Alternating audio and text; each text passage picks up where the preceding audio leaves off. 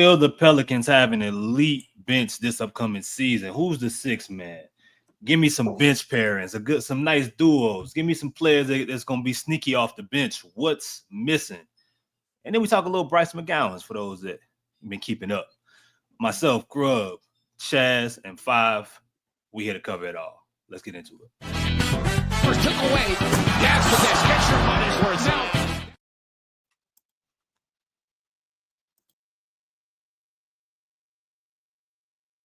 Am I here? You're here. I see you.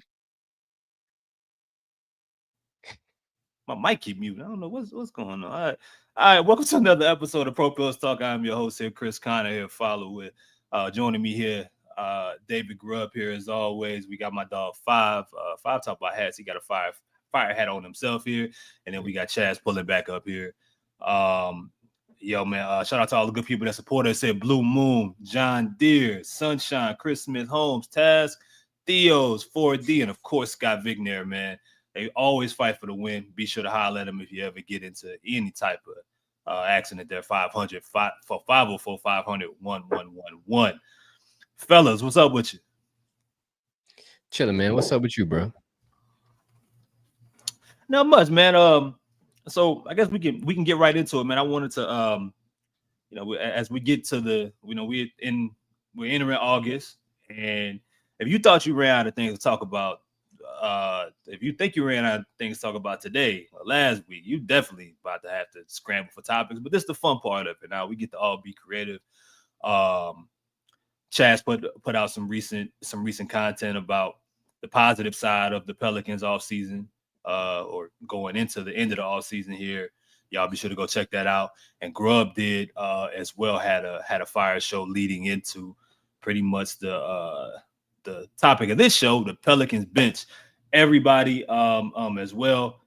I forgot who put up the comment here, man. But yo, man, everybody that's here, we got about 31 people in here. If y'all like the button, if y'all hit the like button now, you know what I'm saying? You ain't got to do it later on. Just join the show, hit the like button.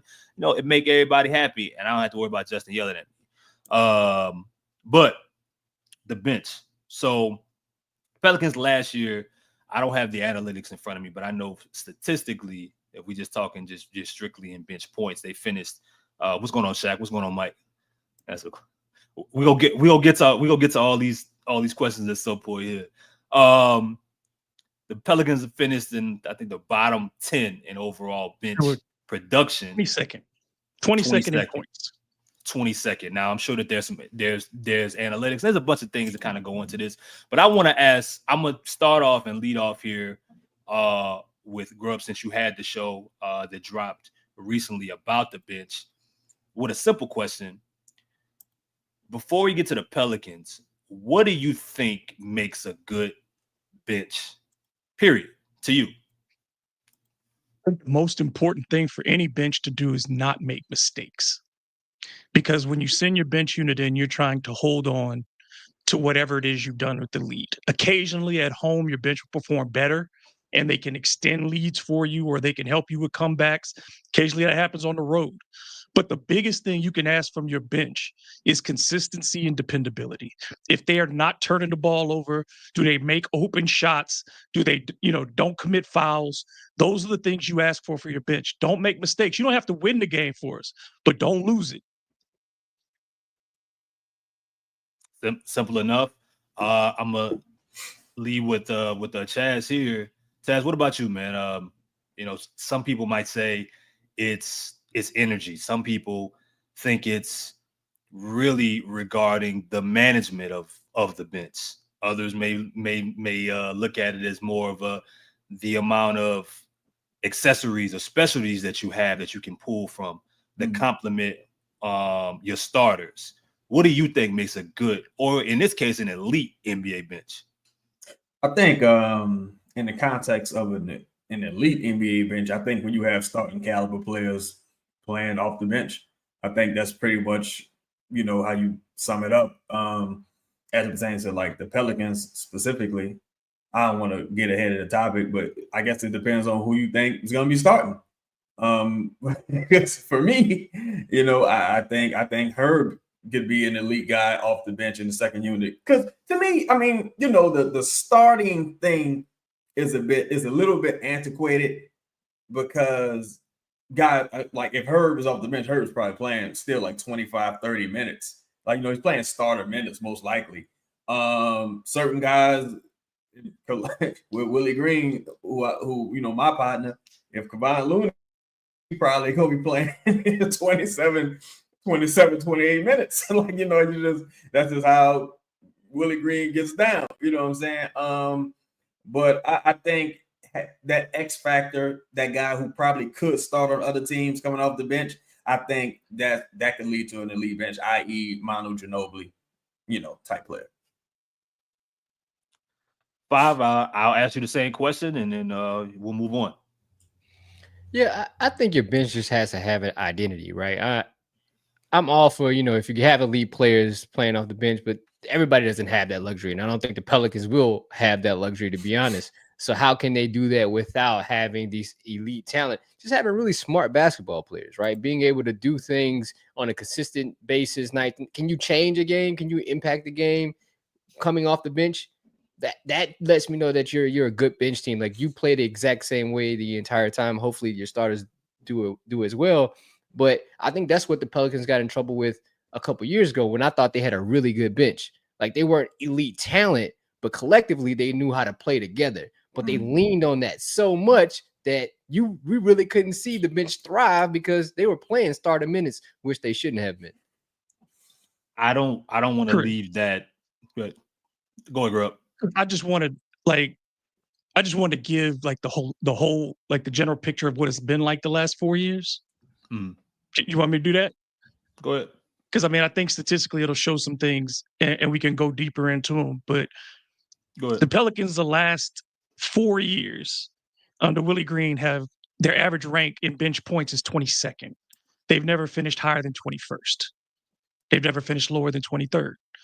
But the other parts are the more concerning parts, because I think the points is not the correlation between success. There are teams that have scored fewer points.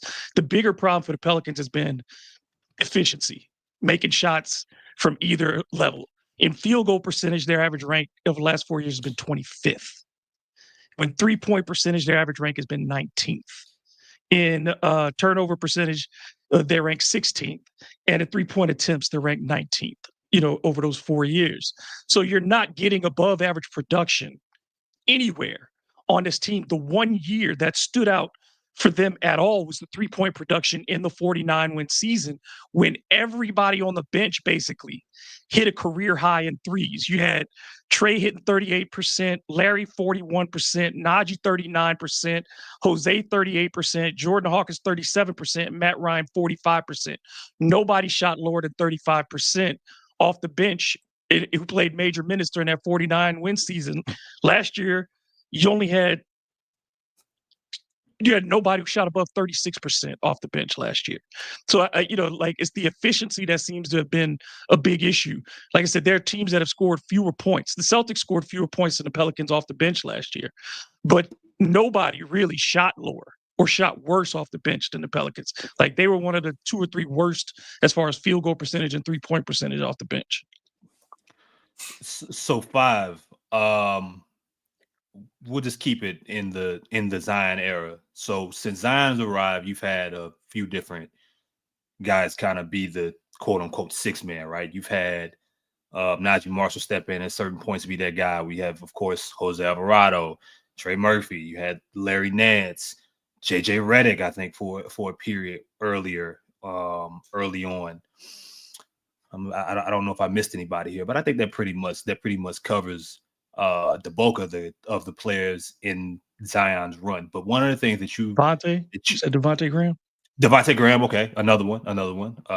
That Kyra lose that one playoff game. That's Tony Snell. Yeah, but one of the things that I remember you said a lot last year, when talking about the bench, and you said it just now in regards to it becomes a problem when your bench has to consistently dig you out of deficits. Consistently, like, their energy just isn't just about energy and change of pace. It's about saving games or just getting you back even so often. Even in the years the Pelicans were winning, How many times did we see them get off the slow starts? And Jose and Najee have to come in and shift the game, change the game. It happened night in and night out. Didn't matter if they were at home, on the road. It just consistently happened. Do you think that with this team, like, is it even important? Because I was going to ask, like, who do we think is going to be, you know, the sixth man, who should be the sixth man for this particular group? But do you see them having similar issues? Let's say their starting lineup is as penciled right now. Let's say it's Messi, Zion, Herb, Trey, Poole. Do you see them having similar issues that put this same bench, whoever comes off the bench, in the same predicament of having, all right, we down 5-10, guys. It's our time to get this game back even for the second quarter. Yeah. I'm sorry to Chaz's partner, but he ain't changed. You know what I mean? Like, that hasn't changed. So I mean, that's the true culprit in all of this. That's why you're getting out to slow starts. Your starters can't get out to a really good start. They aren't put in they aren't put in situations or positions to score at an efficient rate. They're not ready to play, right? So the guys that, you know, like a Jose and Najee, they were always ready to play, no matter who the competition was. They were able to see the game and come in and affect it immediately. But that's just not the Pelicans' MO, right? They get out to slow starts. That's just who they are, and that's who they've always been under Willie Green. And I don't see that changing this season. Chaz, I mean, this your partner, right? I think, I'm 1,000% in this corner this season. But I think some of the issue has been with the Pelicans is you had starters that should be on the bench and some bench guys who probably should be starting, i.e. Trey Murphy, i.e. Herb Jones. You had games where you kind of, the position you were in, you were kind of forced to start a Jose Alvarado, who's better suited off the bench and, you know, spot minutes. Even the games where you trotting out what's my homie Daniel Tice, you know what I'm saying? It just, to me, I think one of the reasons why statistically things have been so bad with the second unit in the Willie Green era, I really don't think the talent's been there.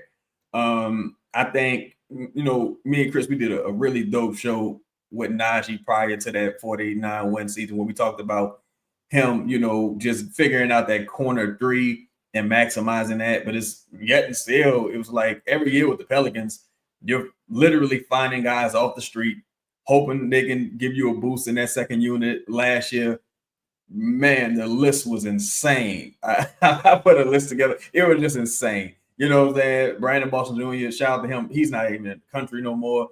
Like Daniel Tice, you had to literally get him out of retirement. Alfred Payton, you got it was so many people.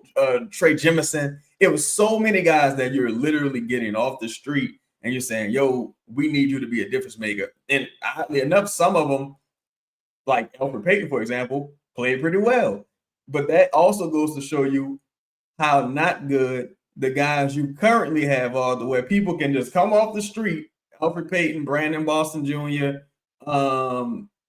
even Keon Brooks to a lesser degree, Antonio Reeves, second round guy. These dudes are just like professional players who can come off the street and outplay some of the guys you currently have in the building, paying money. And in this new NBA climate, it's like, nah, son, like this is ridiculous. You know, can't do it. Grub, do you think just looking at it on paper right now? I mean, I'm sure, you know, everything isn't, you know, it's not a perfect roster yet, and we don't know 100% how, you know, guys what type of rotations we'll be looking at and what guys will mesh well with, you know, with others or not. But shout out to Brian here, because this kind of leads into my next question. When you look at some of the additions, or, you know, a Saddiq Bey, whether it's Looney or it's Messi coming off your bench, question mark next to Jeremiah Fears. But, you know, we're talking Jose Alvarado again here. We're talking Karlo Matkovic. We're talking Jordan Hawkins, Derek Queen. You know, it feels like in previous years, the talent depth was an issue, in which I think you guys have all mentioned. So as soon as you lose one individual, like, it messes up almost everything. And now you are reaching and leaning on two-way players or guys off the street or dudes that you just called up in the G League versus, no, well, this guy's been here in our building for 2 years, or this guy is a lottery pick from last year. We already had expectations for him. He had plans to play. Do you think with some of the additions, they're in a better shape from that perspective to be able to withstand the injuries and the lapses that we know will ultimately end up happening at some point? No. I mean, I don't think it's a very good bench. I mean, you look at it, and where do you find some certainty? Like, the most consistent player on the bench is Jose, and Jose is limited. No matter how much you like him, whether you are a Jose person or you are not, there are limits. He can't play more than 20 minutes. He can't get to the rim. He does not finish. He was taking about a quarter of his shots within 3 feet his first 2 seasons. That's down to about 17% now. That's a big drop for him. You know what I'm saying? Like, he's taking more threes, sure, but he should still be getting to the rim. Like, you need your second guard to get to the rim. That's why Elfrid's not here, because Elfrid couldn't score any layups. Like, he just couldn't get to the basket and finish, and he wouldn't take threes. So it's like, you look at this bench and take the rookies out of it, because it's not fair to put anything on those 2 rookies this year. They should not be considered. Neither one of them is going to be in the top 8. Like, you hope that Queen turns into a top 9 guy. But if we're looking at the bench, let's say you take that starting lineup you had, it's Jose, it's Karlo, it's Looney, it's, like, those are the guys it's Bey. Those are the guys you're looking at first off the bench, because, again, we talk about Willie Green. He's got to win games, so he's going to go with the veterans first. So if that's who you're playing, Jordan Hawkins and those guys, none of them have shown in their careers. Even Saddiq Bey, who we're hoping for good things for, he's coming off a season where he shot 32% from 3 and then missed a year because of injury. So everybody on the bench, is a question mark. And the best player you're looking at is Jose, who doesn't play more than 50 games a year. Yeah, I mean, go ahead, Fly. Yeah, nah.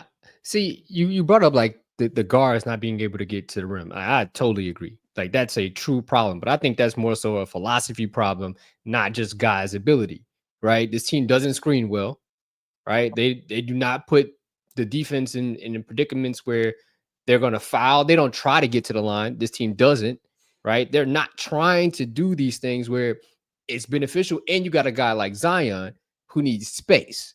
So those are almost 3 things that are, not allowing guys to want to get down here or want to get to the free throw line or want to get to the basket. Now, you do draft guys in Jordan Hawkins that he ain't trying to get to the rim, right? He ain't trying to shoot a layup. I think Jose was, deterred from getting to the rim because you got guys like Zion and they're already in the paint. You playing with JV. So it's already clogged up, and then he's short in stature. So he doesn't have a really good floater, or he doesn't shoot it a lot. So they're all things I think come from a philosophy standpoint rather than just ability. I mean, it's a combination of coaching and talent. I don't think the talent is great. And then, like you said, the management of the bench by Willie, whether it's the things you and Chaz talked about, is like just not managing these guys right as far as their minutes, but also not giving them. And it's the same thing like with Dyson and with other guys, not giving guys clearly defined roles or put him in the wrong spot, like you did with Larry Nance, putting him at center too much and Larry wearing down because he shouldn't have been playing the 5 spot for 20 minutes a night. Like, it's just those things are absolutely on Willie. So how do you guys think someone I'm trying. How do you guys think someone gets better at that element? I mean, it's, we're talking about multiple forms of management of talents, management of skills, management of time. Is that something that you guys I'm not just saying Willie. Do you guys think that that's something that any coach can just get better at, being able to grasp that in this world of, with how strongly analytics is forced and all the different things that you're supposed to look at and consider? but also so much of this game that we love, whether you're watching or playing it, being about instinct and feel, and just kind of taking things from there. Whoever wants to answer that, can go ahead. I absolutely do think coaches can get better, but I also think that a lot of it has to do with the players taking some responsibility. Shout out to Larry, friend of the show, but you're always hurt, dog. Like you're 6'7", 4, 5, and who's not really a forward necessarily, and you're always hurt, unfortunately. You have other guys who kind of was put into larger positions than their talent may have justified due to other players on the roster not necessarily taking care of themselves or taking their time coming back in some of these situations. I think that totally throws some of the game planning out of the window.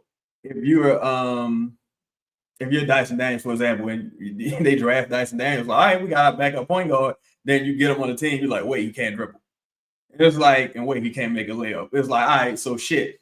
Jose, you're back to being the backup point guard. It just kind of, I think some of the roster construction may have thrown some of the planning out of the building. Now, what I will criticize the coaching staff for is their inability to adjust at times, and sometimes having to have their toys taken away from them before they figure out the best way of doing things, i.e., not starting Trey Murphy or not running a too big lineup, still viewing Zion as a forward when since his second season, it was like, all right, this dude's not a forward. And this being late to the party, like being behind the curve with some of these decisions. But aside from that, I think as it pertains to this particular roster, I think when I'm looking at this general skill sets, I think they have enough complementary, and it depends on who you think starting at the 5, be it Messi or Looney. But I think they have enough complementary skill sets to still put forth a promising second unit, considering how I anticipate the minutes to be staggered. Because I think I don't want to get lost from the standpoint of it being like a hockey change lineup. It's like, nah, Zion's going to come off. Jordan Poole's going to stay on the floor with some people in the second unit. Jordan Poole's going to come off. Then Zion's going to come back. Just like in the 49-win unit, I think the 49-win line season, that second unit was so good also because Brandon was kind of like the quote-unquote head of the snake a lot of the times and orchestrating things within that second unit.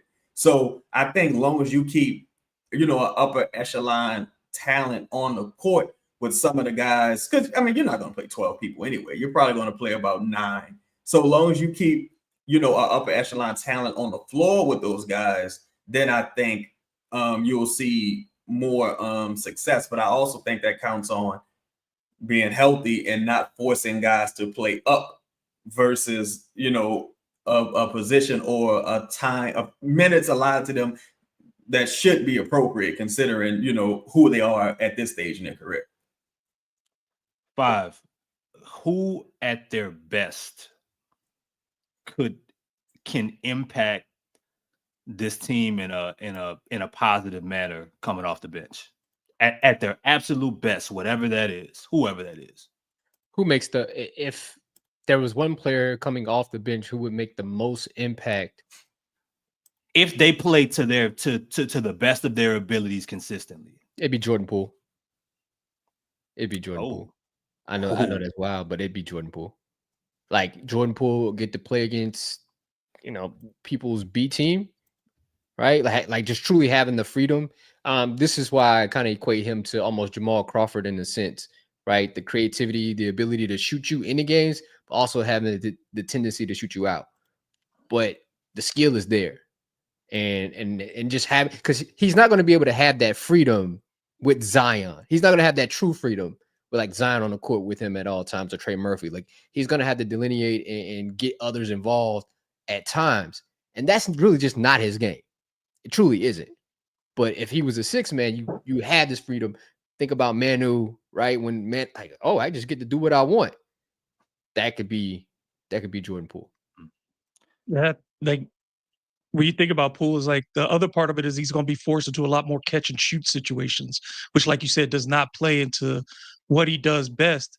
But as to Chaz's point, like when you look at the roster construction, you can't afford not to start Poole at the beginning of the season because you just don't have the guard experience to put out there. You can't put Jose out there to start your games.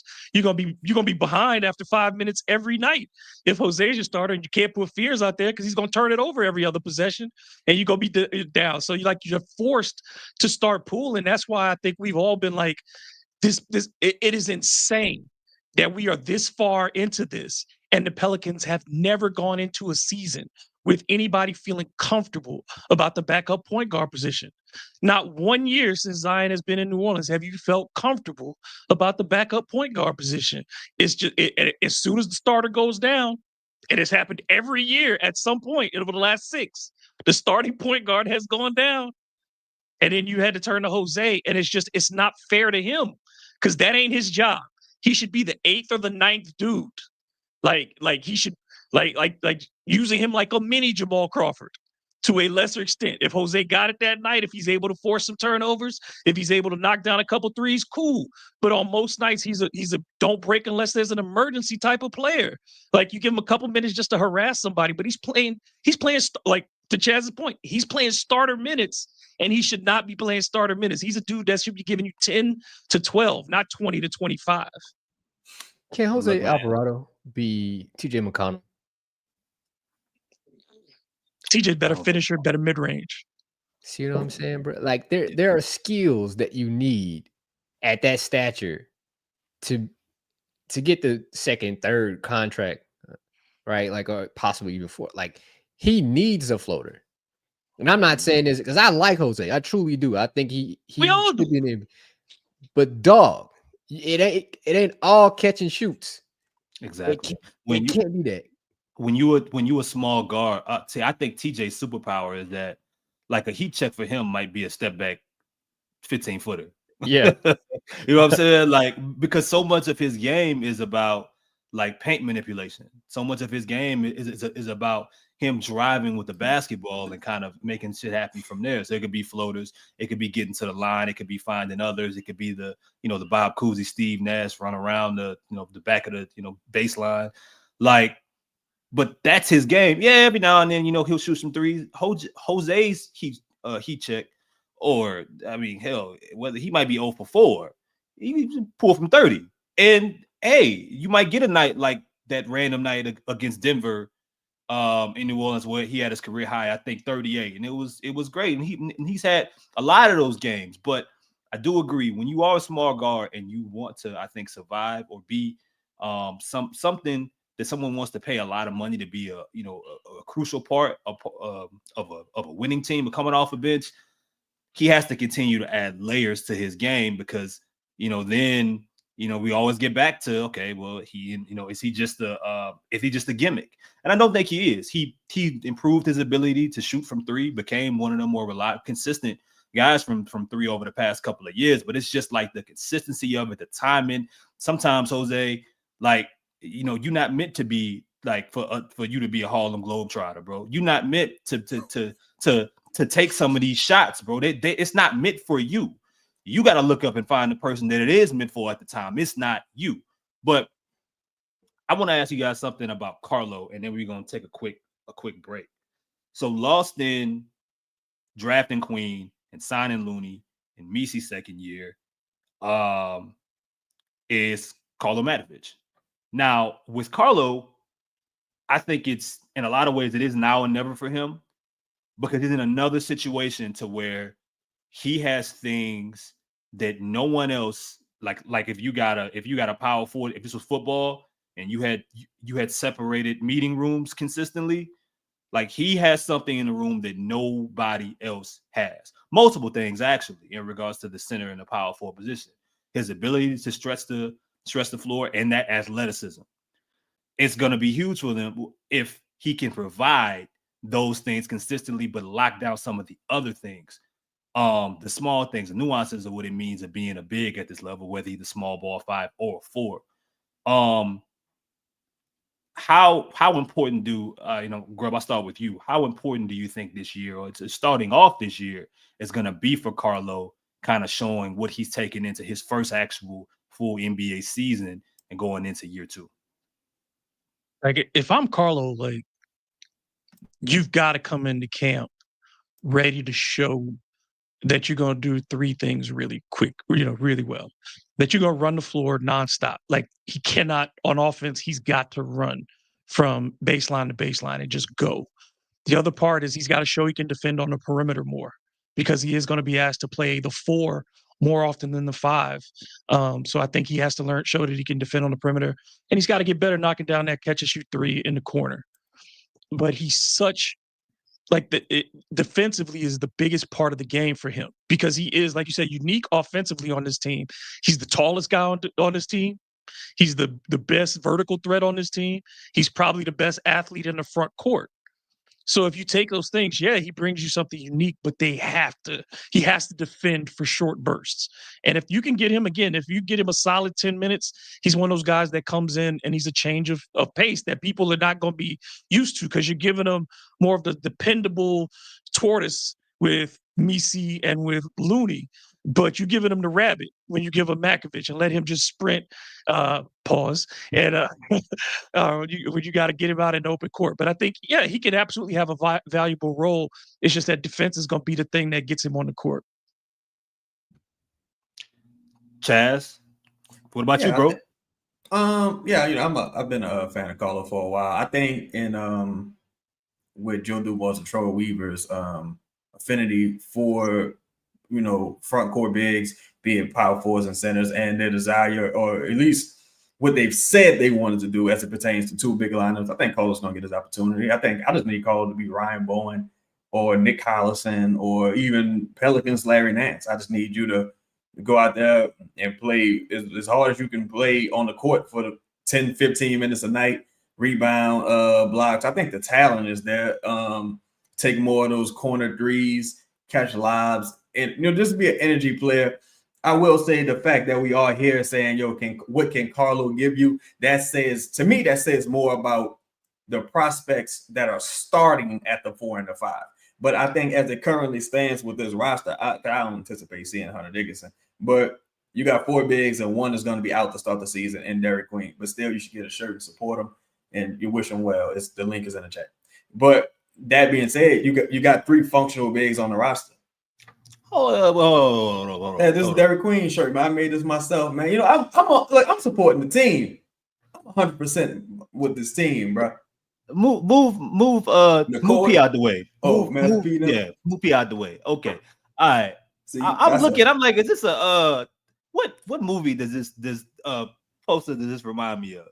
This will come to me at some point. Maybe Dracula or something. I'm not sure. Like because it's an old royal thing. It's a chalice and a globe.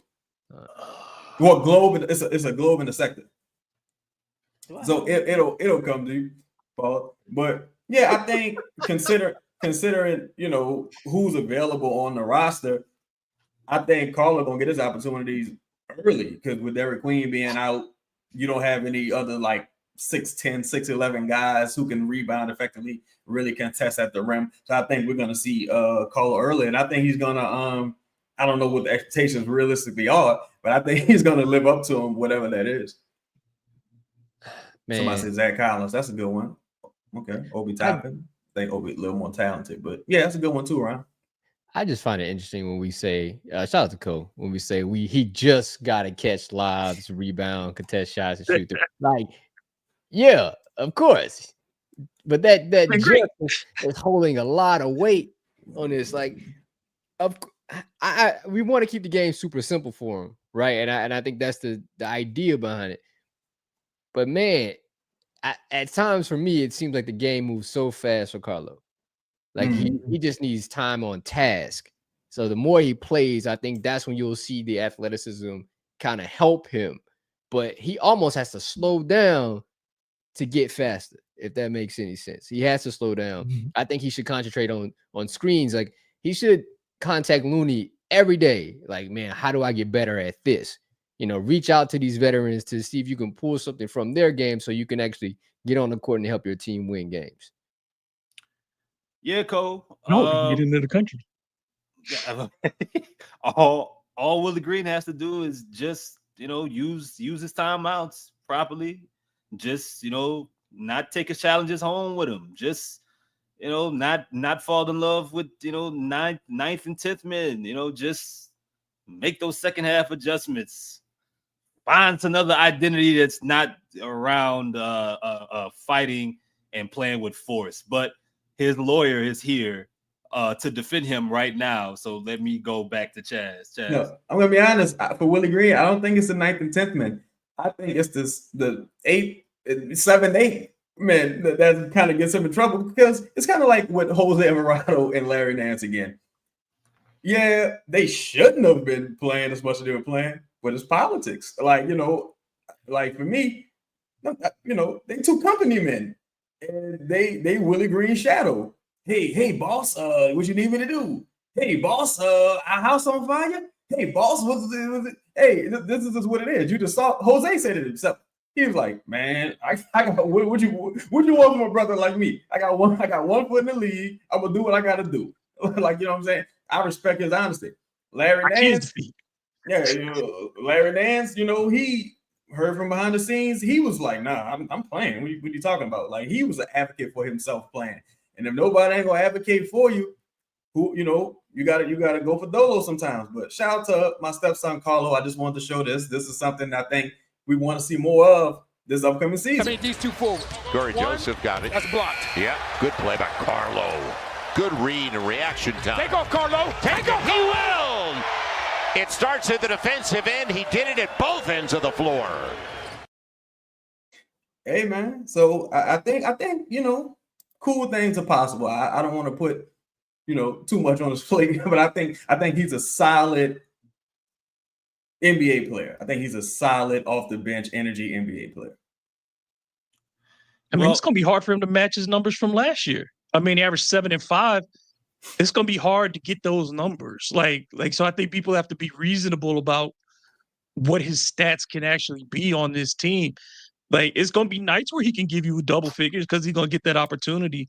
But there's going to be nights when he plays 3 minutes. And you just got to understand it. I think Chaz is absolutely right, though, that he's going to get more minutes early because of the lack of depth. But I think, obviously, the goal is to have Queen take those minutes. And so, like Karlo would either have to be make a major jump this year, or you just got to be happy with what you get once a week, because that's really what you're hoping for. That it gives you one solid game a week. Man, I think we put a guy like Karlo, we shouldn't be looking at stats. Like, we really shouldn't be looking at his stats to grade him. We have to watch the game and see how he impacts the game. All right, the block of the shot is great. How many times did you deter somebody from getting to the rim? How many times did you go help side, which forced a bad shot or forced a turnover? How many times did you screen to get Jordan Poole open? Like, these are the things we want and should be watching for from Karlo. Not, he got a double-double tonight. Well, shit, you lost. So, does it matter? Well, guys, let's take a quick break here. Chaz mentioned that Willie Green likes company men. We like company burger. So need you guys to go in here, man. You know what I'm saying? You know what I mean? While this commercial's playing, man, it's about 129, 130 people in here. I don't know what the likes at, but I promise you it's not enough. You got more than enough time here while Justin says what he says during this commercial. We'll be right back. Company Burger is the official burger of Pro Pels Talk and Boot Crew Media. Located at 4600 Ferret Street, Company Burger has been locally owned and operated for 11 years. Grind the meat, bake the buns, make the mayo, get the homemade tots. Company Burger uses Creekstone Farms prime beef to create the best burger in the city with milkshakes to go and a full bar. Company Burger is open every day besides Tuesday from 11 a.m. to 10 p.m. Can't make it out? No worries, we have you covered. You can order online right now at thecompanyburger.com or check them out on the Toast or Uber Eats app. Company Burger, the official burger of Boot Crew Media. Welcome back here. The sad thing about my relationship with Company Burger is that they did us a solid last year. They went ahead and said, We believe that the Pelicans are going to win enough games to where you are going to be able to do this multiple times. To be able to do that, I mean, that was supposed to play at least 30 to 40 times. So they were hoping 40 to 50. It played 21 times. 21 times last year. All right, so let's move on here and discuss more ways for this team to not win 21 games again. Give me a bench play. Wait, no, you know what? Let's do this. If there was a free agent right now, I know we got to talk Bryce Mcgowns at some point here later on.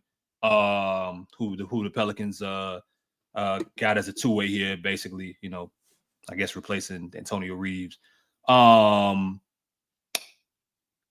What do you guys think is missing per se? I know each of you have kind of alluded to to certain things that you don't like about the bench, but what is the biggest part that you think is missing? And if there was one player that you could add to this bench that could make an impact, who would it be? Five, I'm gonna start with you. So one thing that I would change about the bench, or what skill set per se, I'd have to be shooting.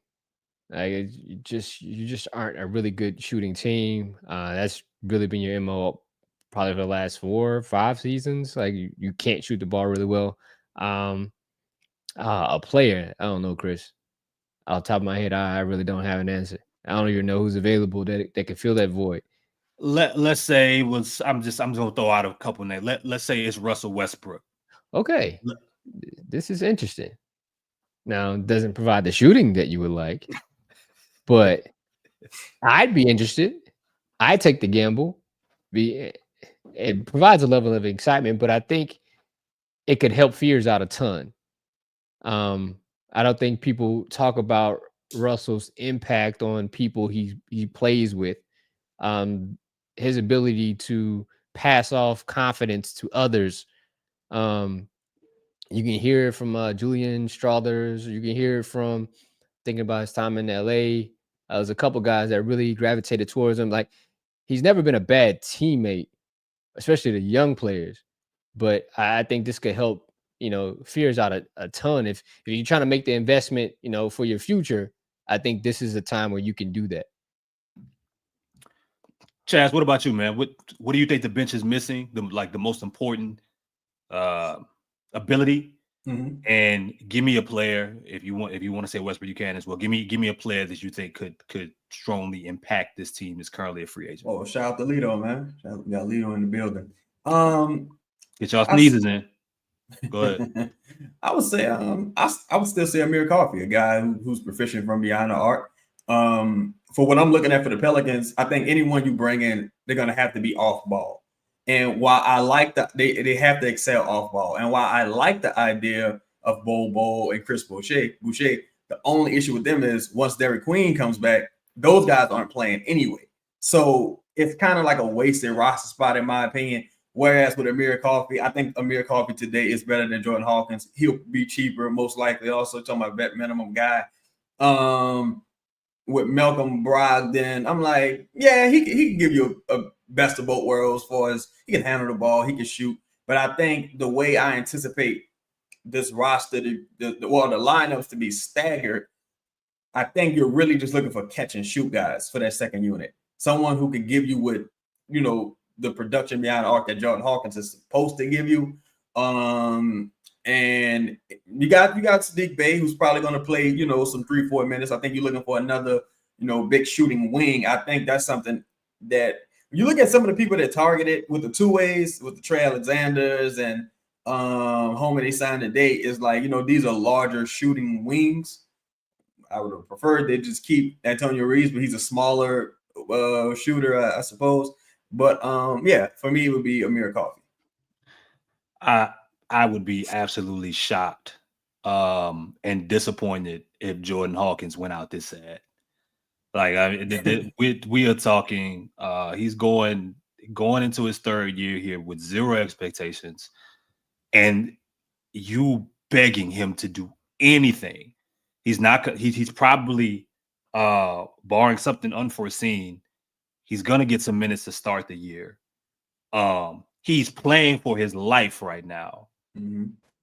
It would be really tough for me to watch this kid just completely not be able to figure it out and be gone without a fight. Can I add this real quick, Chris?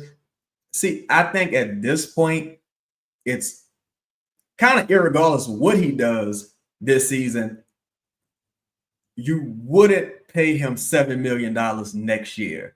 And that's like the real issue, right? Because I think kind of like De'Aaron Sharp in Brooklyn is no matter what, you turn down that qualifying offer. You're like, look, you can come back for the vet men because Antonio Reed just signed a two-way. So for Jordan Hawkins, it's a tough position to be in. But I saw the photos of him.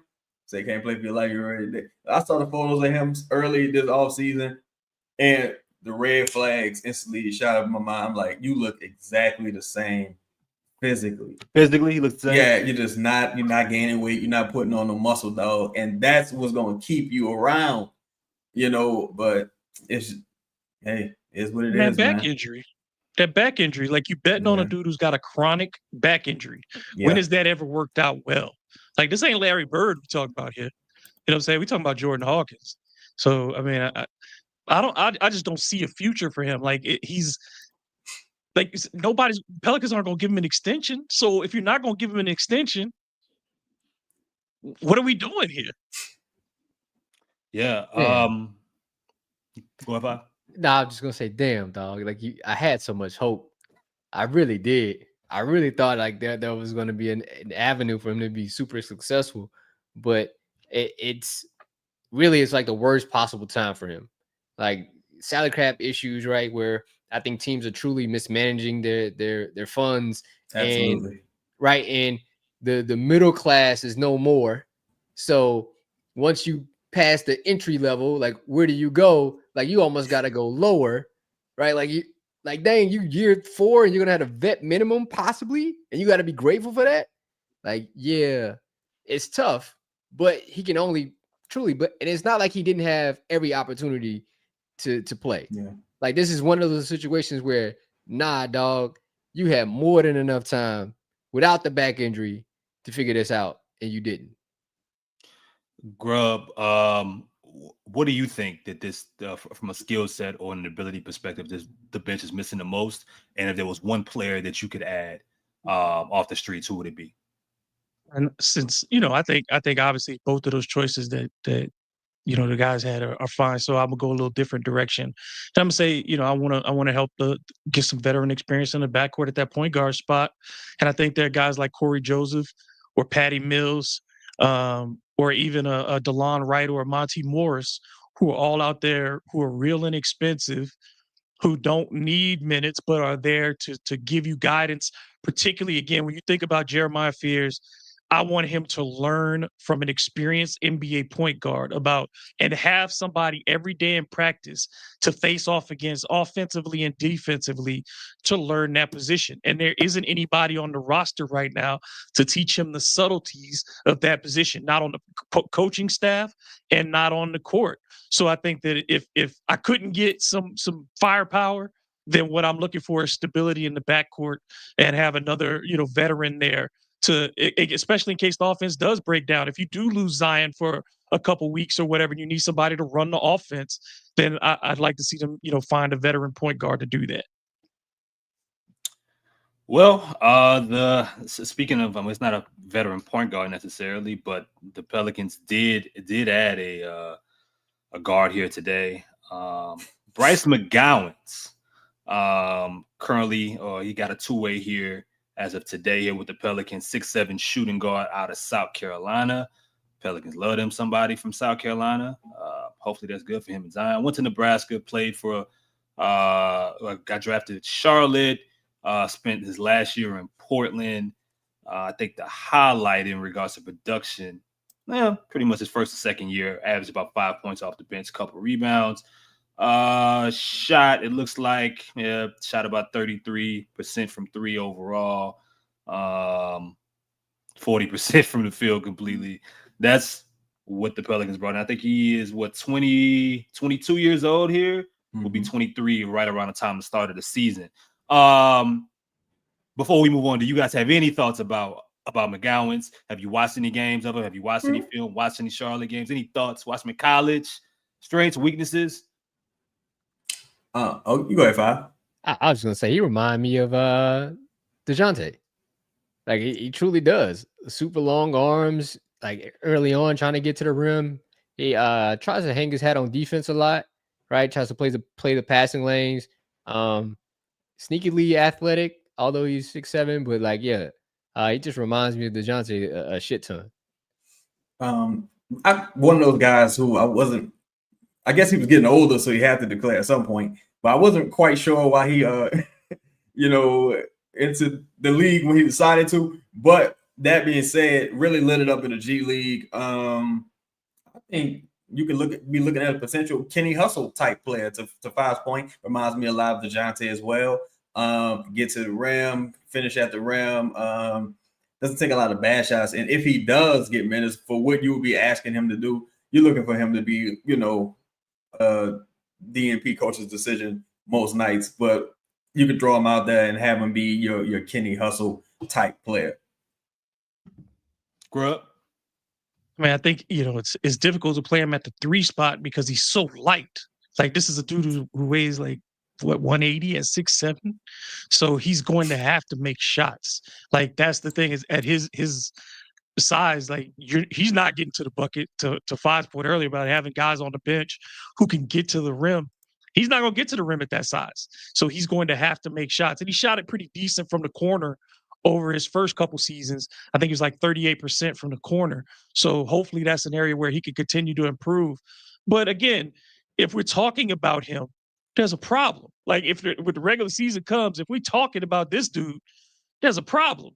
Like, if at best there should be one night, maybe two during the whole season where he matters.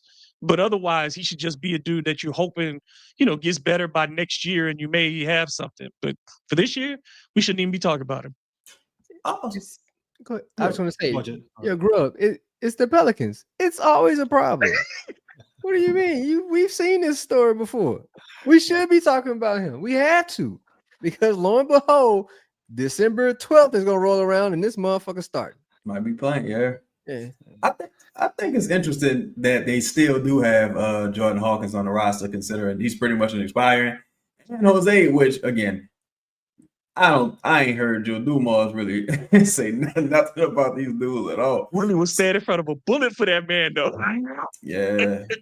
They'll die for each other. Got a real Titanic musical going on here. But that being said, I think honestly, them leaving that last roster spot open when there's a bevy of vets available, and they far enough away from the tax where you could give somebody $4 million and it wouldn't really matter. I think with them, go ahead, Chris. What you about to say? Well, I'm about to ask you, what do you think they're waiting for? Do you think at this point they're waiting more closer with like training camp to really like, maybe another team makes a move and maybe the market continues to dry up? We see Sacramento kind of playing a game here with Westbrook, and there's probably some other talks being had around the league, including with the Pelicans, not in regards to Russ, but other free agents that I'm sure that they're having conversations with. But what do you think they're waiting on to make a decision right now? I think there's several fallouts in the league right now that haven't quite happened yet. Still got Josh Giddey, Cam Thomas, Jonathan Kuminga. You got the Russell Westbrook sweepstakes. You got DeMar DeRozan saying he wants to be traded if they do bring in another wing. And with the amount of talent left on the board, I think we're entering a new phase of free agency. Like, remember how we got to that point where it's like, all right, free agency doesn't really happen anymore. Now it's pre-agency. I think now we're entering a phase where free agency is in August and September. Like, it's later in the year because you still got Ben Simmons out there. You still got a guy like Bol, Thomas Bryant just went overseas. It's a lot of things happening that'll make me say, like, oh, all right, Malcolm Brogdon. The Wizards are looking to work out a sign and trade with Malcolm Brogdon. Haven't had any suitors quite yet. You still see all the moves you're seeing right now are guys signing two-way guys. That's why Shams really backed himself into a corner. could he overpromise and underdeliver? Everybody's being signed right now in 2 ways. Look at Mike Scotto's timeline: 2-way, 2-way, 2-way, 2-way, 2-way. It's no real free agents being signed right now. Even Antonio Reeves waived from a contract that was pending guarantee. Now he's being signed to a 2-way. So I think everyone's holding that last bit of money that's keeping them from the first apron or luxury tax, and they're waiting for some of these restricted free agents to see what happens with Giddey, to see what happens with Cam Thomas, to see what happens with Jonathan Kuminga, to see what even happens with the Malcolm Brogdons of the world or the Russell Westbrooks. Like, there's a lot of named brand players that are still out there. So that, to me, I think is interesting. It's like the NFL. Right. I mean, it sounds like teams and players are adjusting to a new market or a different market. I think the players fighting overseas. It's NFL. No, I'll be honest. I'm with Chaz. Like it really just hit me maybe like probably a couple weeks ago when I thought about this, where like in America they shipped out all the jobs to like China and shit like that. That's essentially what's happening in the NBA. Like the money's almost drying up, and guys are spooked. Like, oh, I better go find something now, and if it is overseas, I gotta go because it's too late in the game. Not understanding what's going to happen with guys like Kuminga wants to get traded, and then you got to worry about DeMar, and then other things need to happen. Like they don't have the luxury to wait. They don't have my money now. I got to get my money now. It started 2 or 3 years ago, when Niko Mirotic left the Pelicans, went to Milwaukee, right? And then he was like, I'm going back to Europe. He's like, because I don't have to beg for nothing. They giving me my deal. I'm going to go play for 3 years. I ain't got to go year to year over there. I'll take $3 million over there rather than beg for 4 for 1 year over here. I'll take 3 per year over there for 3 years. Like it is, like you said, I think it's going to be where training camp comes. And then at first you get through this wave right now, July, August of the late free agency. And then when training camp hits again and guys start getting waived again and their minimum contracts back out in the market again, and people see who doesn't make it through their training camp because they get hurt, then you start seeing that'll be the third wave or the fourth wave, whatever we at, of free agency again then.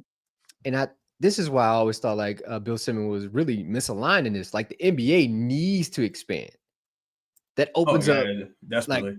Like, right? That opens up 30 jobs. Right. Like it has to happen. Like they can't do anything right now. Just like an allotment of talent being wasted or moving overseas. Like you don't want those jobs to go overseas. You want those jobs here in America. And they want to be able to take more overseas players over here too. Yeah. Like, they have figured out that that's their market. They want to be able to sign more dudes from overseas and it's be able to stash more and all that stuff. It's more than 30 jobs. I mean, it's 30 on-court jobs, but that's 2 more G League teams probably as well, which means another 20 spots there. That's more 2-way contracts. It's a lot.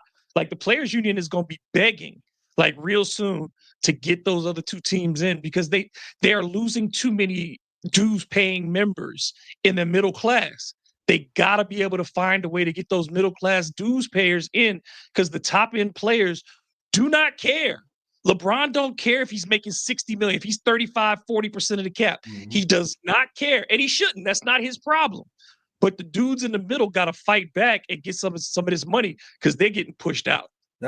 I do see like when LeBron leaves, KD, Curry, Harden, all of the dudes. Yo, like I don't see it where guys, Shea probably be the last couple of guys, him and Ant. I don't see guys getting like super max money anymore. Oh no, not at all. I think change that up. Yeah, I think that shit's dead. I think you still seeing some residual effects from when the league. I was listening to a podcast Danny Green did a few years ago. You're seeing some residual effects from when the salary cap spiked and all these okay players got big money, and that's kind of was the issue I had last season. Kind of like, look, I don't think people realize what's happening here. The guys who were supposed to be the superstars, the Lonzo Balls, Brandon Ingram, Zion Williamson, who was the other guys? Even LaMelo to a degree, Andrew Wiggins, all those guys, none of them lived up to that hype. You're not producing, like Hollywood doesn't make movie stars anymore. That's why they just go get the same people like Robert Downey Jr. the NBA isn't producing superstars anymore, especially not homegrown. Not American ones. Yeah, not homegrown American superstars. And if you look at the Shea is from Canada, which is like, you know, Diet Coke. But if you look at the OKC shit, it's like y'all might as well not have even won. No one cares. Like, you know, it's not like a real thing. So I feel like all the meh players who went from making 35 and 40 and 45 and all that shit, now you're looking at it, you're like, you probably really only worth about 20, 25. Like, shout out to Josh Giddey. I think he's a hell of a player, but ain't nobody's filling up an arena in Chicago to watch Josh Giddey play. So that's the problem with them 3-year deals. They should have never allowed the 3-year deals. Like, that's the thing, is because guys get too many opportunities now. And with those elevator clauses, like if you make an all NBA team or you do this and it jumps up. And again, I ain't faulting nobody for making money. If you can make 70 million, that means the league really could pay you 100, because they always underpay the players no matter what. And I'm firmly against salary caps, and that's a discussion for another day. But with the rules being what they are, the players have not helped themselves to make sure that they can extend their careers. Because unless you are, and I think the aging of the league too, the fact that you are now seeing guys play at 36, 37, 38, where Isaiah Thomas retired at 32. Magic Johnson was out of the league at 34. Larry Bird was gone at 35. Like, Kareem was an anomaly to get to 40. And now you're looking at all these dudes in that class of being 35 and up, still being asked to carry teams and take up all that money. And it's just, the league has that lack of American young talent of players who took over, allowing all these old dudes to take up all the money. It's a big problem. But that's not their fault. The old dudes. No, it's I'm not saying their it's anybody's fault. It's a problem. I see it as like the young guys not being able to take that mantle. Like, it's all their problem as well. Like, it's a compounding problem at this point, right? Think of like the last, I'll probably say 7-8 drafts with the number 1 and 2 picks. It's not a ton of superstars even in that draft. And look, shout again, I ain't shitting on him. Shout out to Victor Wembanyama, but it's like, if Victor Wembanyama was 6'8", would he really be impressed? Like, it's just that box office. Oh my God! Like, what is this? That is just not happening. That's why even with Ant kind of had to seize that mantle, even as the number 1 guy, and it comes from him having such a boisterous personality. But Shea wasn't supposed to be Shea. It kind of just happened. Steph was like pick 7 or something like that. It kind of just happened. Saw what happened with Bennett. Saw what happened with Wiggins, Wiseman, Lonzo, Brandon Ingram, LaMelo Ball. None of these guys, Zion. None of these guys. Julius Randle, I think. Well, I heard his rookie year, but Julius Randle, he was a number 2 pick. Julius Randle was a number 2 pick. Yeah. So you look at these guys, and it's like, well, damn, nobody really seized the mantle in that regard. Somebody say Marvin Bagley. Yeah, Marvin Bagley. Michael Kidd-Gilchrist. Even Anthony Davis. You can go back to Michael Beasley. Anthony Davis didn't become what we thought he was going to become. But so it's just, these things come in waves. I think Anthony Davis actually is probably the closest of the number 1 picks in recent vintage to being what you thought he was. Because I don't think anybody, like, you thought he would be an all NBA defender. He is. You thought he'd be one of the top 10 players in the league. He is. But, like, if you paid attention to his temperament, Chris, I've been talking about this since he got drafted. What did I say? He was soft in high school. And when dudes are the number 1 player in the country in high school and your coach says he just wanted to fit in, I told you then Anthony Davis was never going to be the guy that people wanted him to be. You are who you are when you were 15 years old. If you're a dog, you're a dog at 15. And look, I mean, we could talk about this all day. I'll add and then we can move on. I just don't think basketball was ever meant to be this to be this machine that it's been at such a young age for people. Like, you are supposed to forever, and I mean forever, I don't care where you live at, supposed to grab a ball, and I mean a basketball with all the leather off of it. Right. No matter what type of, like, you're supposed to be able to go grab a ball and go to the local park around the corner and just go hoop. Like, it's supposed to always be that. Basketball should have never. It wasn't meant to be about resources, man. It wasn't meant to be about, oh, well, I gotta get into this camp. I gotta be aligned with this coach. I gotta get into this program. No, like, yo, you can hoop or not. You know, like you know what I'm saying? It wasn't supposed to be baseball. It wasn't supposed to be tennis. It wasn't supposed to be preppy. You know, that changes the way people view the game. It turns less about like the love of just going out there and hoop and dominate. No, I need this versus, yeah, I play basketball, but I also do this. Basketball's cool, but it's not my passion. Yeah, basketball's all right. I just so happen. I was talking to my dude Dino Hansen, and we were talking about this yesterday. We were like, kids ain't never played against a drunk dude at the park who had run over shoes but could get buckets. Like, you know what I'm saying? Like, they don't know what it's like to go to the park and get your ass beat one weekend by some older dudes, and then the next week you have to come back and you get to run the court because y'all got it this week and earn that and hold on to the court for 2 hours playing, 5-on-5 at the park, getting knocked down on asphalt, not being able to fight about it because it ain't your neighborhood. So you just got to pick up the ball and go play, playing on double rims outside where you better make the shot right or it's going to bounce off 10 feet in the other direction. Like, the originality, the artistry of it. I think Jason Williams talked about this one time. Is like, everybody got the same bag.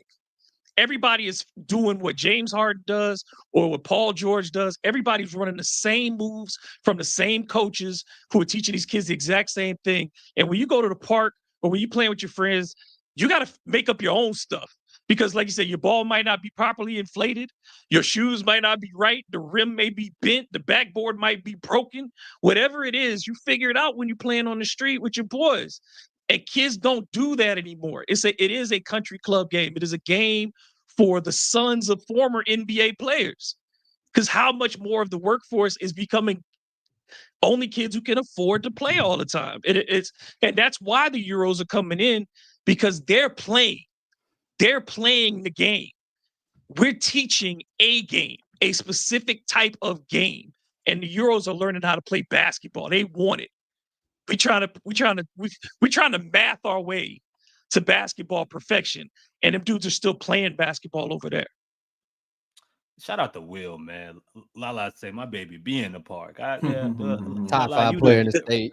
Yeah, but Lala, y'all the anomaly, man. You know what I mean? We can't, you know what I'm saying? We talking about the everyday Joe. We ain't talking about the the person, the executive producer of Boot Crew Media, Propels Talk. We ain't talking, you know what I mean? Former college basketball player. Yeah, former, yeah. You know what I mean? Like, but shout out to La, man. Shout out to Will, man. Future star, current star, shit. All right, let's move to a couple other things and then we'll get to questions and get up out of here, man. Saddiq Bey.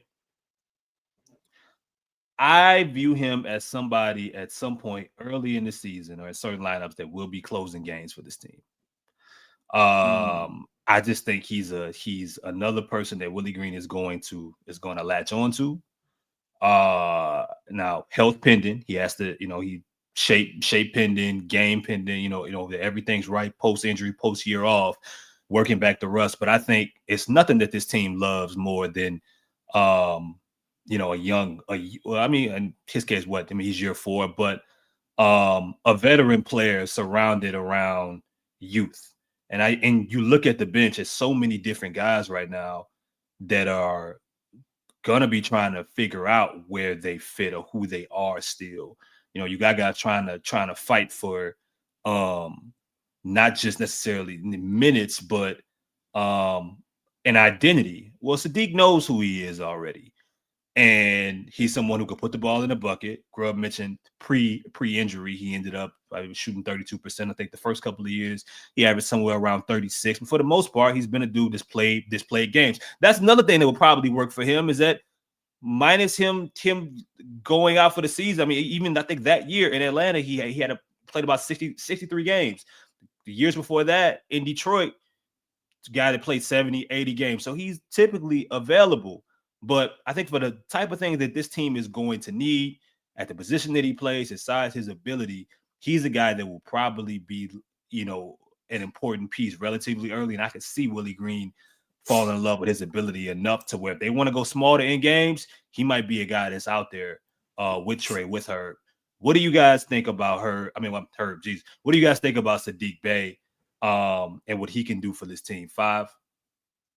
Yeah, I can see Willie Green falling in love with Saddiq off the court. Like I just can see it happening. But Saddiq can hoop. You score 50 points in an NBA game, bro. There's got to be something to it. If he can stay healthy, his ability to shoot, space the floor, knowing how to play basketball, knowing how to play in space. You just need time on task with playing with Zion, Trey, and whoever's out there, Jordan Poole. Being able to understand his spots and when to cut, when not to, when to space and when not to. And if he can somehow get his defensive prowess back up, I think he'll fit in just fine. Grub. Same. I mean, it's can he stay healthy? That's the question, and he'll get his opportunities. But like I think the thing with him is he's shown he has been consistent. I think we all just have to see is he physically able to do the job? And I think that's the big question. And that's the only for him, that's the only question mark that I have is he going to be healthy? Is he going to be ready with that second unit? Because I don't think he's going to have a problem understanding his role. And I think absolutely they have an idea to carve something out because we've talked about it, the Detroit, Washington, New Orleans triangle that has been built. They drafted him up in Detroit. They took him up there. So they didn't bring him here to not have confidence in him. He's got 2 years on his contract remaining. So I think that they are intent on making him comfortable. Chaz, what are your thoughts about Saddiq Bey? I've been a fan of his game for a long time. Solid, cost-effective acquisition. Not too concerned about his health, considering it was a freak injury, honestly, caused by Trey Murphy. He got hurt versus the Pelicans and towards ACL, went there, knocked down his free throws. It was just a fluke play. So never really had too much of an injury concern. One thing about him that may be a little concerning, speaking with people from Detroit, is that he has, like most shooters, he has a tendency to go cold. And when he's cold, it's like, ooh, what can you do? But I think that's where having guys like Michael PV and, some of the other guys that can give you some depth at the 3-4 position. I think Saddiq would probably be playing it along the 3-4 position. Having those guys that can step in and fill a void if Saddiq is struggling defensively, that's where that comes to be a benefit. But I'm very happy, especially with the contract he's on. Looking forward to seeing him play. All right, man. Let's get to the star comments and the super chats here. Man. Yeah, GB, my dog, man, donating the $2 here, man. Man, shout out to GB, man. 5. Nah, don't pass this. No. 5. No, because why y'all be naming yourself this, bro? I can't say this on national TV, bro. I'm not saying this, bro. I'm not Justin, man. If Trey Murphy takes a leap, all-star. What's the ceiling? We kind of talked about this on a recent show, man. But what's the ultimate ceiling if Trey takes another leap? Another leap, like ceilings, like above anything. I think Trey can make the All-Star team 5 times, possibly. Oh, that's the ceiling. Yeah, I'm saying I said ceiling. Yeah, I like it though. Just throw it up there. Throw it up there. All right, man. See, I like these kind of comments. And this ain't nothing. He just supporting the show, man. Shout out to Michael Morgan, man. Appreciate you, bro. Consistency. Call Mike, him.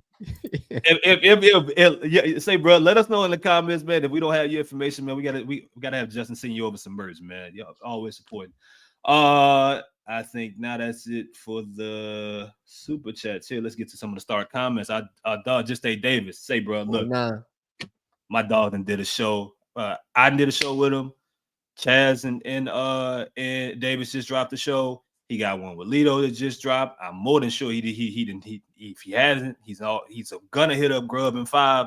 My dog working, man. So if y'all got a chance, man, please, man, tap in with my dog just stay Davis. Putting together some really good Pels content right now. I really don't know what to make about the DeJounte even because I kept thinking like, but like most of you guys, like y'all don't think he's like, do y'all think he's gonna be on the roster come the season? You mean like when the season starts? Yeah. Yeah, he better see start.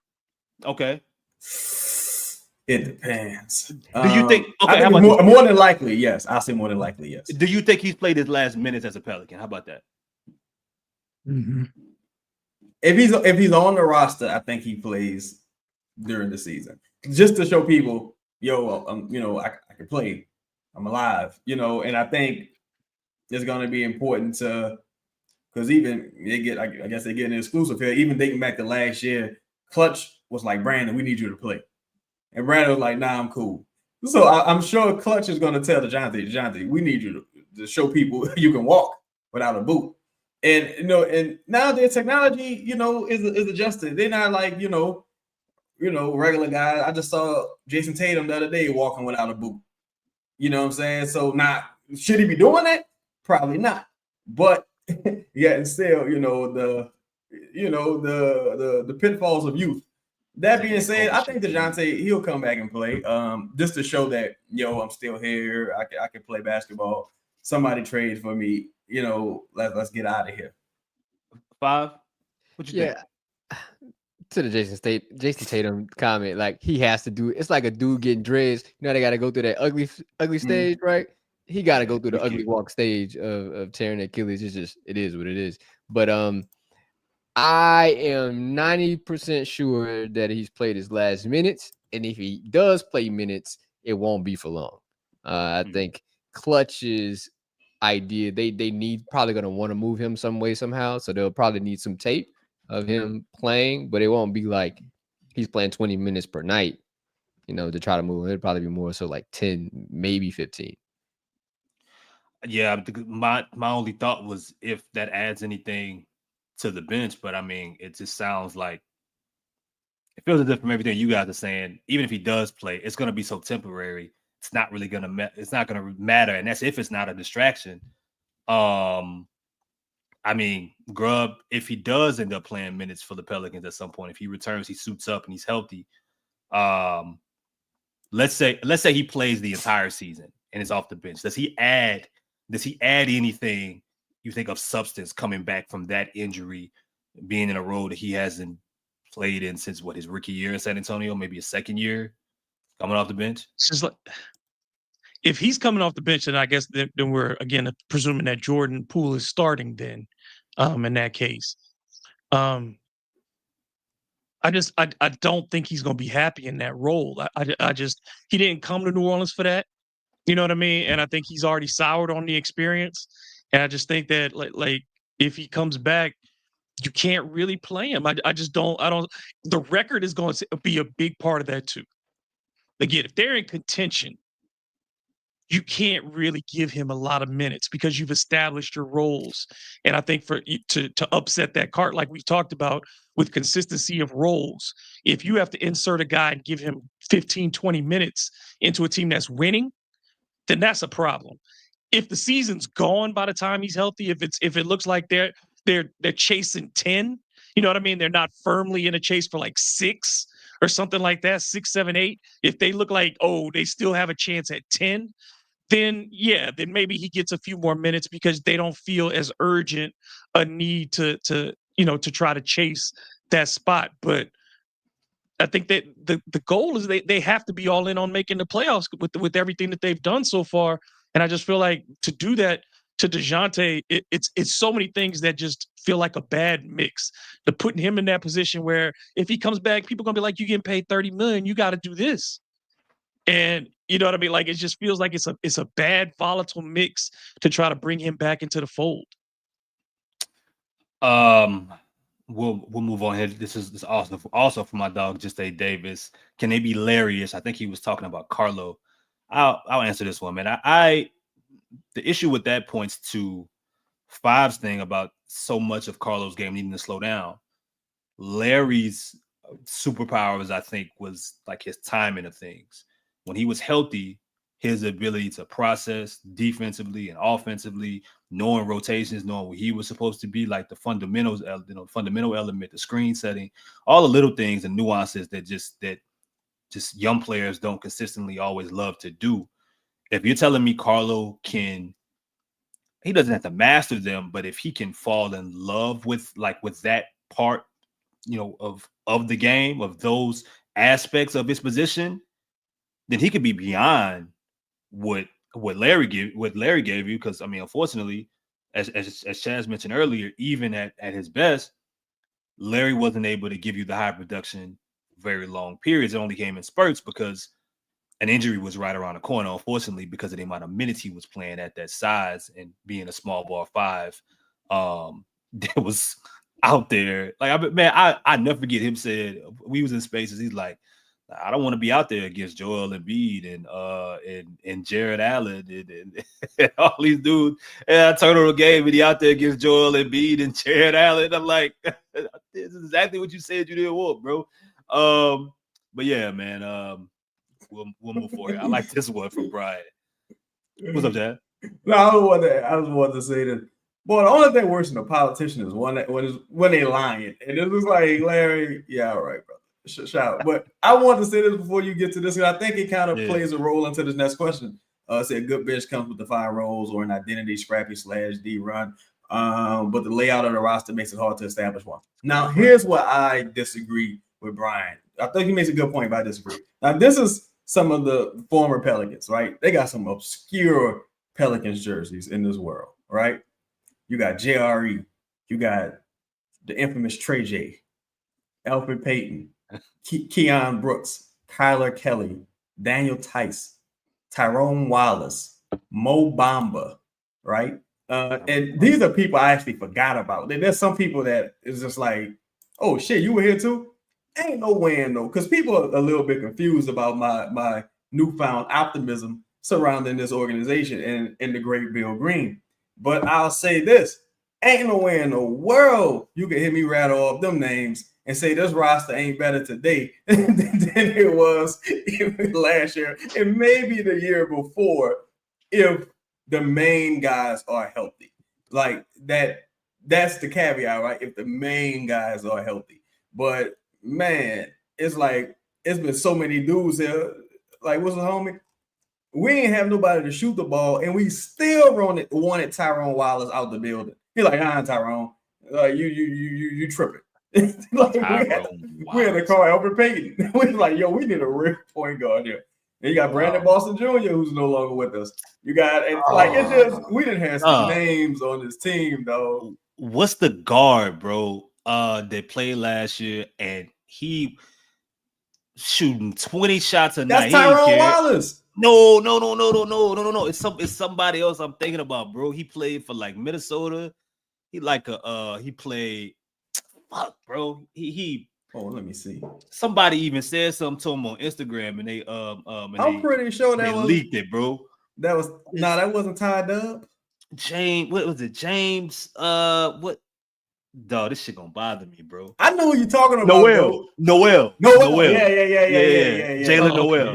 Jalen Noel. Oh man, that's what I was talking about. Who was like, that dude was getting up please shots. Stop shooting. He was getting up. Please stop shooting, bro. Bro, he didn't care. He didn't care. All right, man. I like this. Cool. Y'all think Poole would agree to come off the bench? Grub, what you think? Yeah, I mean, again, said it's about the minutes, not the starts. So if he's playing, if he's closing, you know what I'm saying? Like, that's the more important thing. Is he part of the closing 5? Is he?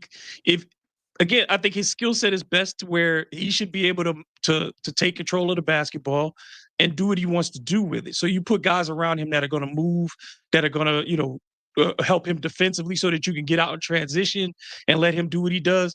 But I think, yeah, it's not going to serve his skill set as a starter to have him standing around as a catch and shoot player. You want him to be dynamic and do the things that he does. So I think as a 6-man, he can do those things. And then as part of the closing 5, you give him that option to be Okay, they doubled Zion. Okay, well, we swing it over to Jordan, and he can go one-on-one and make people, miss. Same with Trey. It's like then you have those weapons in a 5-minute stretch where they can play off of each other rather than asking them to do that for 30 minutes together. I think Bob, you wanted to say something? Honestly, I think he would be incredibly offended, and I would be offended on his behalf because he got 2 years left on his contract, right? We just saw that you're not paying people like Cam Thomas can't get no money. We're not paying people off the bench those type of contracts. He's due for an extension pretty soon, or at least extension conversations.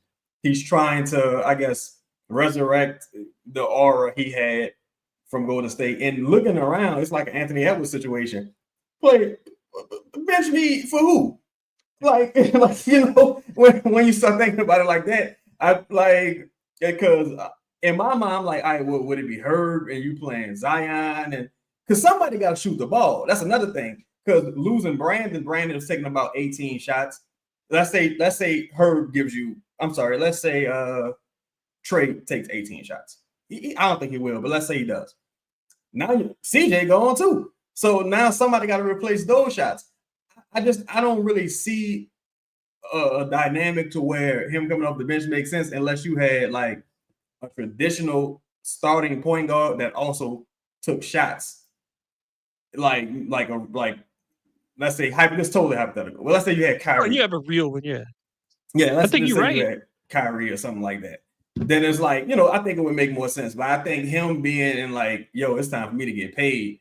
I think that would also complicate things as well. And just a talent thing. Like, again, it was like, who you going to put me on the bench for? Well, that's what I was going to ask. If it was a situation with the roster currently set up, if he did come off the bench, anybody y'all could think of would be the one starting? Jeremiah Fears would have to make a major jump. That's the only person who would ever be qualified on this roster as it stands to jump past him. I'm not the roster has to be right. If Fears would have to be ready to start and be the real point guard for that to happen. But he ain't gonna be behind Jose. Like, come on, what we doing? All right, man. A 5. What does Jordan Hawkins have to do to get that next contract? Doesn't have to be with New Orleans. It could be anywhere. You can't even say that on this show. You can't even say what you got to do on this show. This ain't the show for that. Crazy, bro. That's crazy, dog. But he do have to pray. He do have to ask for, some type of deliverance of somebody. But basketball wise, if that's the question, you have to learn how to dribble. You have to learn how to pass. He has to learn how to catch. I think he has issues defensively. He has to get stronger. And I'm not even, again, this is me saying this, and I like Jordan Hawkins. Like, he has issues catching the basketball. Like, that is a real issue for him. Controlling, dribbling against pressure. He just does not have the hand strength of an NBA player at this current moment. I mean, we keep it cut dry. He's got to make shots. And he got to make shots consistently. It can't be I shot 80% this night and then I went 1 for 16. Like, it's kind of crazy. 5.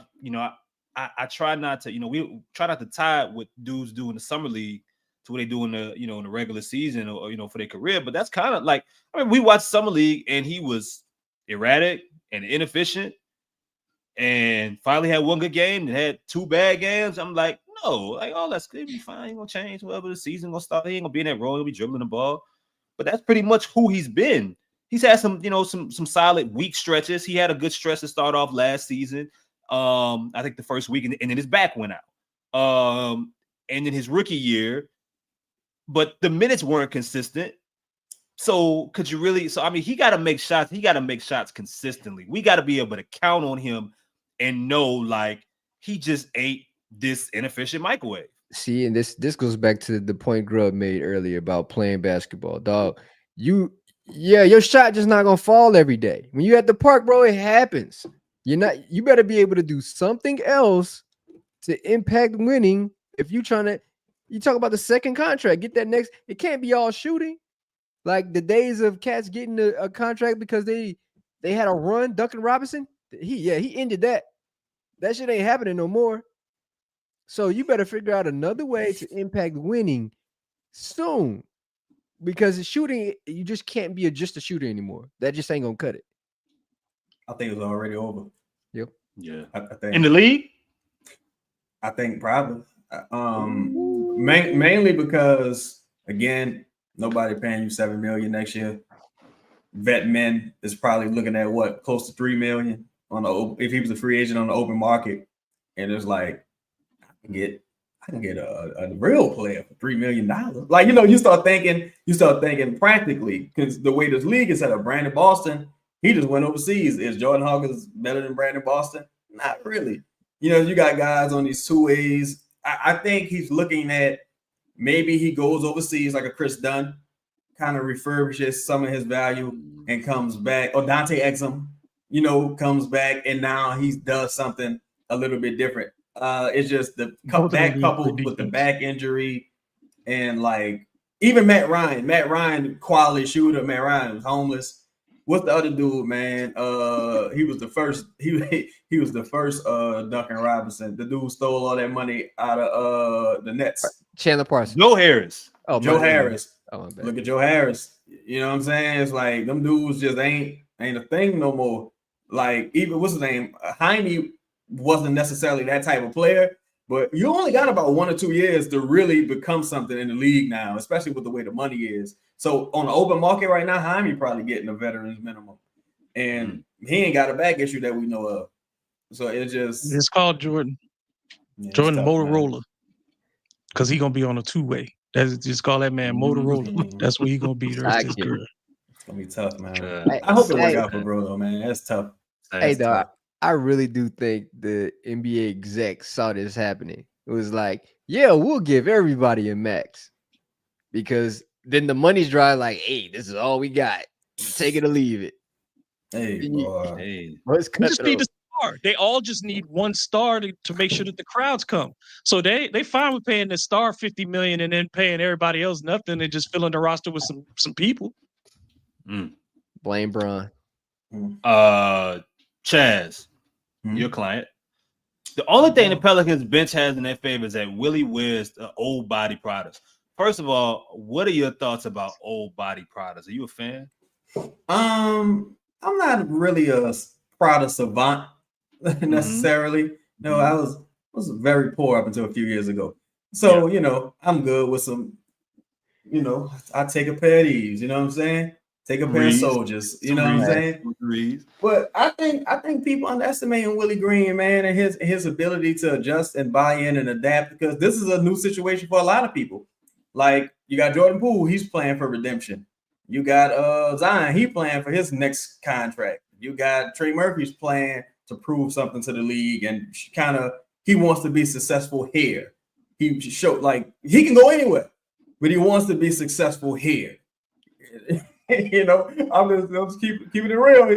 He got options. He can go anywhere, but he wants to be successful here. And Willie Green, he's playing for his head coaching future, because once Willie Green loses his head coaching job, he probably ain't getting another one. Like, so I think he's gonna have a quality year this year. Grub, is Peavy a player with some impact on the bench? Micah Peavy, to be exact. Can be, but it's like, where is minutes coming from? Because if he's playing the 3-4, Herb, Trey, Zion, Saddiq, like all these people that are going to be playing that spot, where does he get his minutes as a rookie? So I think he'll get some opportunities, in games where they need a stop. They need something from the bench, to some toughness and somebody to come in. But the thing for him is going to be, again, it's like, when you get in, are you ready to take advantage of your opportunities? I think the big thing for Micah is always going to be, in the first 2 games, he didn't make a lot of mistakes. We only got to see 2 games from him in Summer League, but he didn't make a lot of mistakes. So that's what he's going to have to do. But he's just not going to get a ton of minutes this year. I think that what you'd have to look at is if Saddiq Bey does not become what he's supposed to be with the Pelicans, can Peavy prepare himself, be a guy who can knock down the corner three consistently, can defend multiple positions on a nightly basis, and be a good connector as a passer. Move it quickly when the ball hits your hands. If he can do those things, then yeah, absolutely. But he's got all the physical tools that it takes to be an impactful bench player. We just see if he gets how much of an opportunity he gets in year one. Chaz, you were pretty well, I won't say high on PV, but I know a lot of the things that you saw going into going into summer league, watching the film, and then watching I know the early in that first game before he went down without, what was it, an ankle sprain. What are your thoughts? Do you think he could be someone, not just somebody that has impact because 3 other players have went down, but do you think going into training camp, do you think he's a guy that can work his way into some minutes and have some actual impact? Yeah, like a Saddiq Bey, I think he gives you a level of physicality that you didn't previously have. I think for hard as Jose tries, Jose is is a smaller guy, so he's gonna he takes a lot of shots to the midsection, to the solar plex. He's always like on the ground, wincing in pain. So it's just the limitations of being that size, but he tries very hard. I think whereas a Michael Peavy, again, Peavy like 25 years old, so he's a grown ass man, and physically I think he's up for the challenge. So I think that's something the Pelicans have been sorely lacking. And this is not a shot at Herb, but what Herb does is different from what Luke Dort does. Luke Dort physically is imposing, like he takes you out of the game. So literally.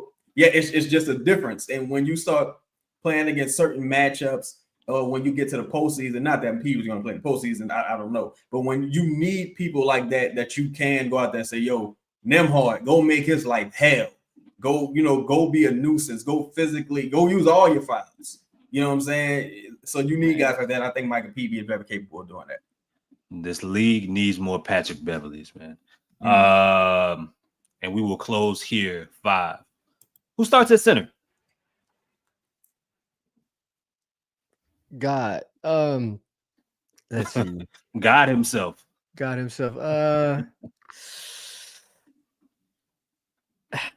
Eves. No. I don't know, bro. No, I don't want to. God. I don't want it to be Eves, but it probably is, man. I just don't see. Nah, it'll be Eves. That's terrible. Yeah, that's terrible. Who you think started at center, man? And then we'll get out of here. I think Looney's interview on how he felt disrespected in Golden State. I think for Looney to come down to the boot, not only did they offer him the most money, they say, hey, you can start too. I don't think Kevon Looney gives you a team option for that with that second year if you ain't promised him a starting position.